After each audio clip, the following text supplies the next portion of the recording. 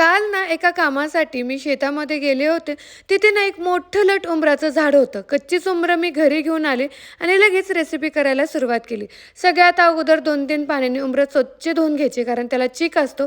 त्याची देठं काढून घेतली आणि लगेच कुकरला लावून घेतलं. 2च शिट्ट्या करून घ्यायच्या, जास्त शिट्ट्या करायच्या नाहीत. इथे एक मोठा कांदा कट केला, लसूण कट केला. तोपर्यंत आपल्या 2 शिट्ट्या झाल्या होत्या. थोडीशी उंबरं थंड होऊ द्यायची आणि नंतरच कापायला सुरुवात करायची. इथे सगळी उंबरं कापून घेतली. 2 चमचा तेल घेतलं, त्याच्यामध्ये मोहरी टाकली, जिरे टाकले, कढीपत्ता टाकून घेतला आणि जे कट केलेला कांदा आणि लसूण आहे ना तोही टाकून घेतला.